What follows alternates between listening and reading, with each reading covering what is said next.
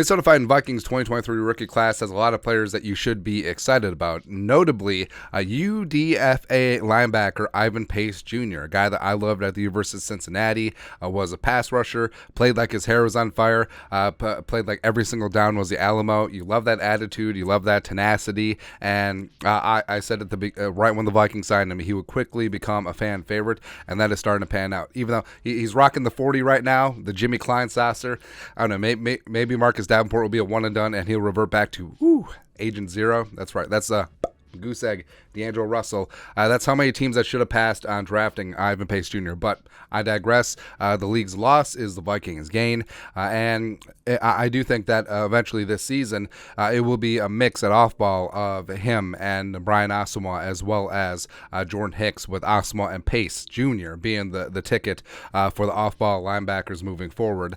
And Brian Flores, defense coordinator Brian Flores, who loves bringing heat, especially from his linebackers, including off-ball on the edge, plus his safeties. He just basically loves blitzing everyone, having that flexibility. And he talked about Ivan Pace Jr. as well as, one of the reasons Pace went undrafted is because of his height. I mean, he's 5'10", generally seen as short for an off-ball linebacker in the league, but that has its advantages, and Brian Flores has talked them up this week. Quote, Pace Jr. has some built-in leverage. You don't really see that until a day like today, which was on Monday, the first day in pads. But based on his college film, he has some built-in leverage, speed, and quickness. I think he's another young guy who's really taking the information and working hard to put it into action. I'm excited to see him moving forward, just like I'm excited to really see a lot of guys in that room. It's a lot of competition in that room, but Ivan, he's a young player. He's got some ability. There's always that small defensive back that can play. Antoine Winfield comes to mind. Hey, Flores did his homework. If you want to curry favor with Vikings fans and even Gophers fans, just say Antoine Winfield. Woo! That's right, man. Small linebackers, small defensive tackles, like Johnny Randall.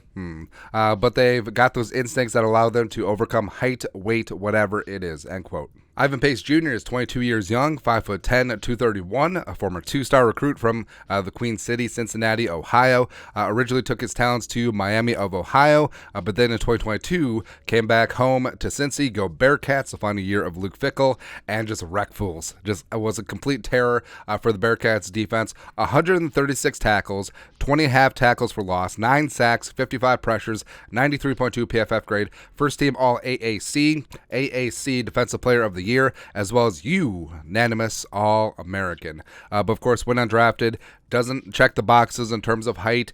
Certainly checked it with speed, 4'6", 240. Rest of the testing was pretty average, though, and was the reasons why he went undrafted. But frankly, he shouldn't have been. And Lance Zierlein, NFL.com, this is his profile. Draft projection, 5th round. A rare blend of leverage, toughness, and, again, leverage.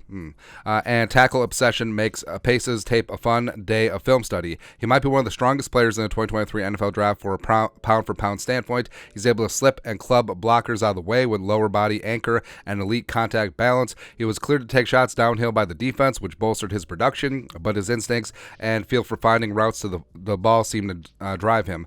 It is hard not to love Pace's game tape, but his lack of length and speed could create inconsistencies at the next level. But talking about the way that Pace just uses his leverage as an advantage, where there's a saying, actually I think it's from Ted Lasso, every disadvantage has its advantages. And Ivan Pace Jr. is not built like Tremaine Edmonds. He's not 6'5", he's not 230, but he's learned to play with that leverage. He's learned to be able to hide himself. He's learned to be able to take better angles and just have a tenacity for the football. And frankly, his game sort of reminds me of easy Ed McDaniel from back in the day, man. So Ed McDaniel was 5'10", 5'11", a sawed-off linebacker coming out of Clemson, and he was the heart of that Vikings defense, man. Like, he was the leader. He was El Capitan out there and getting things done in the middle of those Denny Green and Tony Dungy era defenses. And I see a lot of that in Ivan Pace Jr. And what's really great is that Pace right now is working with the twos. And on Tuesday, he even got a couple of reps with the ones